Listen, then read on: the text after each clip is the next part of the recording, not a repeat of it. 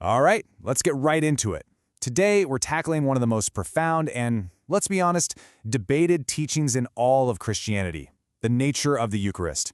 Is it just a symbol, or is it something more? The whole conversation really explodes into being with this one pretty startling statement from the Gospel of John. I mean, that's not subtle language, right? It's direct, it's visceral, and it immediately tells you the stakes here are incredibly high. And that immediately drops us right into this central question that's been echoing for 2,000 years, and it's the core of what we're breaking down today. Did Jesus mean for this to be taken literally, or was this a really powerful metaphor for belief? So to start figuring that out, maybe the best place to look is at the immediate reaction from the people who were actually there, who heard him say it. And the biblical account, well, it describes the response as pretty much total shock. Now, what's so fascinating here is the specific question the crowd asks. They don't ask, hey, what do you mean by this? They ask, how can he do this? This implies they totally took him literally, and they were completely scandalized by it. I mean, to them, it sounded a lot like cannibalism. And get this, it wasn't just a problem for the crowd. The sources really emphasize that many of his own dedicated followers, people walking with him day in and day out, found this teaching simply too much. They actually left him over this one point. And here is the absolute kicker. This was the perfect moment for Jesus to clarify, to say, whoa, hold on guys, it's just a symbol. But he doesn't. He lets them walk away. For those who argue for a literal interpretation, that silence, well, it's everything. Okay, so now let's see how the argument gets even stronger by digging into the actual textual evidence, because the specific language used in the original Greek, well, it adds a whole other layer to this thing. You see, the text doesn't just use a normal, polite word for eat. As the conversation goes on, the Greek verb actually shifts to trogo. Now, this isn't a word for a quiet dinner. It means to chew, to gnaw, to crunch. It's a very graphic, very physical term that really suggests a literal physical action.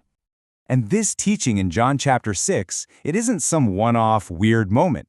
It connects directly to the Last Supper, where Jesus says, plain as day, "This is my body." And then later, you see St. Paul echoing this exact same idea, treating the Eucharist as a true communion, a real participation in the actual body and blood of Christ. All right, now for the big counter-argument. A lot of people will point to another verse in the very same chapter, where Jesus says, "The flesh is of no avail."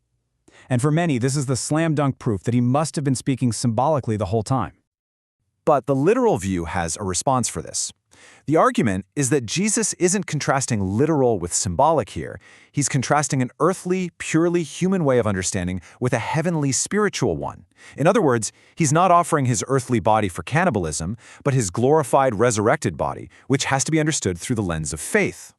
You know, this teaching didn't just appear out of thin air. It was deeply woven into concepts and traditions that would have been super familiar to his Jewish audience. Just think about it for a second. For the Passover, the sacrifice wasn't finished until the lamb was actually eaten. So Jesus presents himself as the new Passover Lamb. The Israelites were fed by supernatural manna in the desert. Jesus calls himself the true bread from heaven. The temple held the bread of the presence, a sign of God's covenant. Each one of these is like a theological blueprint for a real, tangible participation in God's life. So, these ancient roots, they grew into this core belief that would stay remarkably consistent for a very long time.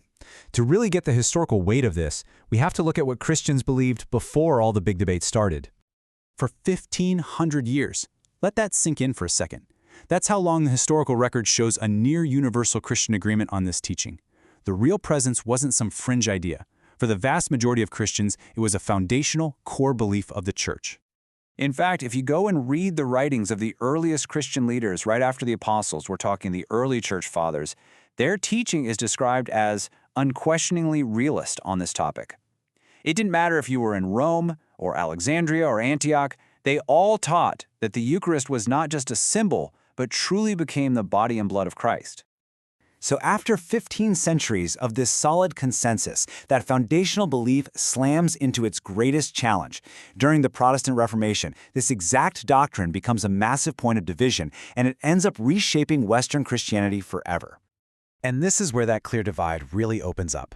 On one side, you have a reformer like Ulrich Zwingli, who argued for a purely symbolic view.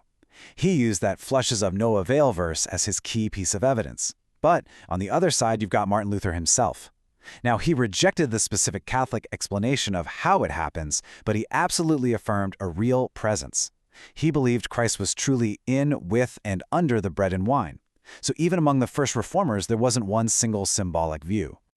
So where does all this leave us? On one hand, you've got the shocking, literal language from Jesus, those visceral Greek words, and the fact that he let his own followers leave over it. You've got these ancient Jewish traditions that perfectly set the stage for it, followed by 1,500 years of church consensus. But on the other hand, you have a major historical debate that redefined Christianity, rooted in a different interpretation of those very same words. It all brings us back to the ultimate question. Is the real presence a foundational truth, a fascinating historical debate? Or is it, in the end, a profound mystery that simply requires faith to be understood?